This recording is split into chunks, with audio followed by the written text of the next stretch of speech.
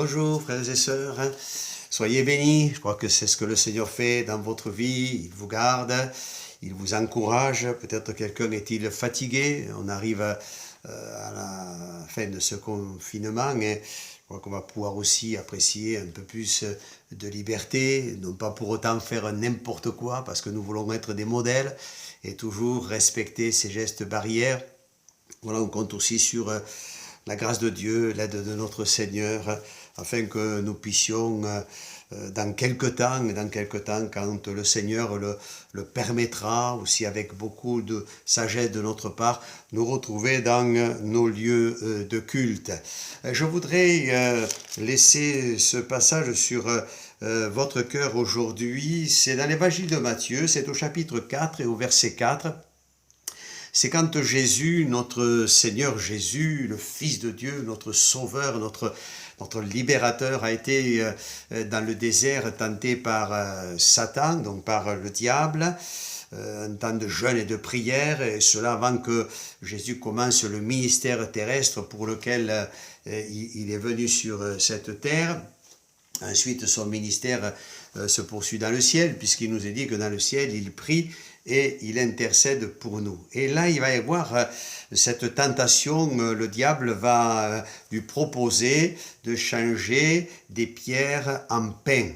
Et Jésus va répondre à Satan et lui dira, mais l'homme, il est écrit, et c'est important de le souligner, il est écrit, l'homme ne vivra pas de pain seulement, mais il vivra de toute parole qui sort de la bouche de Dieu. Et là, Jésus va rappeler cette parole que Dieu avait dite à son peuple. C'est dans le livre du Deutéronome, au chapitre 8, lorsque le peuple est sorti d'Égypte. Il y a eu le désert et le Seigneur va rappeler cette parole. Et il dira à son peuple, mais je vous ai nourri d'une nourriture, la manne, que vous ne connaissiez pas, afin que vous appreniez aussi que l'homme ne vivra pas de pain seulement, mais de toute parole qui sort de la bouche de Dieu. Et cette nourriture, cette manne, eh bien, elle venait du ciel, elle tombait du ciel, et le peuple pouvait s'en nourrir. Je crois que on a besoin d'être nourri. Le plus important, ce qui est fondamental pour nous, et je dirais c'est la priorité des priorités, c'est de se nourrir de la parole de Dieu. Parce que la parole de Dieu, c'est une nourriture spirituelle. Et notre âme a besoin, on a beau être bien physiquement, et Dieu soit béni, en bonne santé, tout ce que nous pouvons désirer, n'est-ce pas? Mais ce qui est le plus important, c'est la nourriture de notre âme. Bien que, Jésus dira, l'homme ne vivra pas de pain seulement.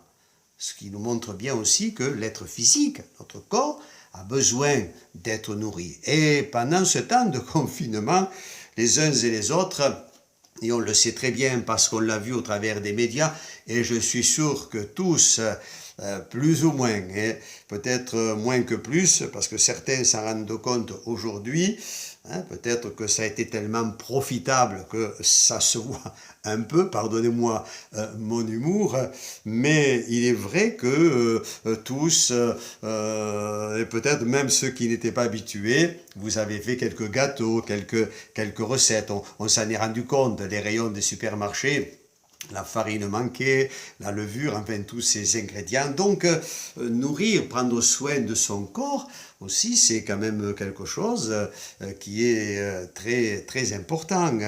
Alors je voudrais laisser sur votre cœur, c'est une recette qui est une recette spirituelle. Alors bien sûr, il y a l'édification personnelle, il y a ce qui nourrit nos âmes, mais il y a aussi notre entourage, il y a bien sûr la famille spirituelle, il y a l'Église, cette Église dont nous faisons partie, et je viens de dire ici, nous aspirons bientôt nous retrouver.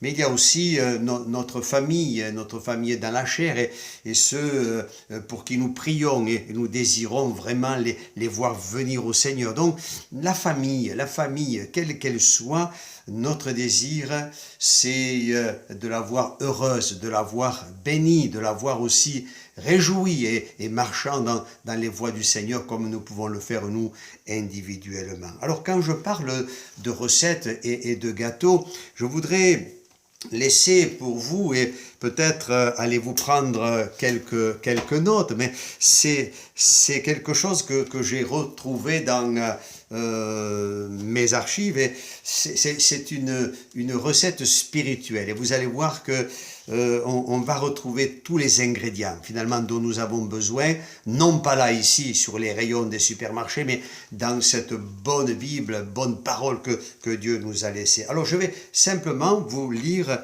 la recette et vous allez voir que c'est quand même très intéressant. Tout d'abord, il est question d'une mesure bien tassée d'amour vrai. Ensuite, de beaucoup d'écoute et de compréhension.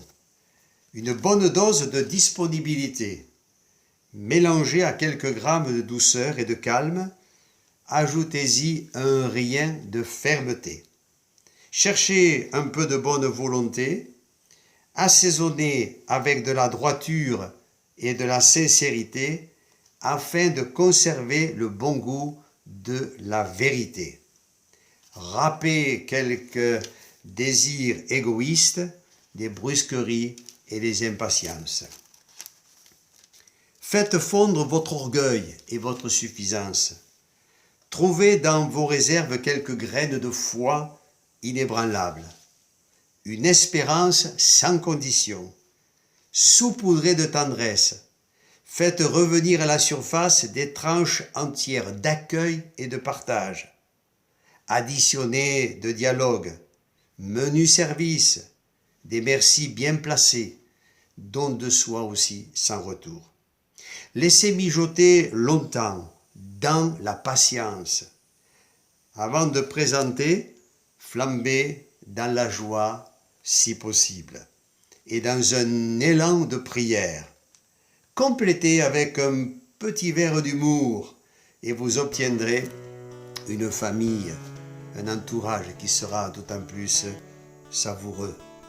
Des parents aimants, des jeunes heureux et joyeux, libres et une bonne entente entre tous. Alors en terminant, je dirais, voyez, je rappelle, un amour vrai, voyez, ce sont des ingrédients, c'est spirituel, un bon goût de vérité, quelques graines de foi, une espérance sans condition, beaucoup de patience. Et je rajouterai, bien sûr, il y a un grand élan dans la prière, mais surtout, mettez-y tout votre cœur. Alors ma conclusion est celle-ci, je dirais tout simplement, eh bien, à vos Bibles, bien-aimés, et soyez bénis, et surtout aussi bien nourris. À bientôt. Au revoir.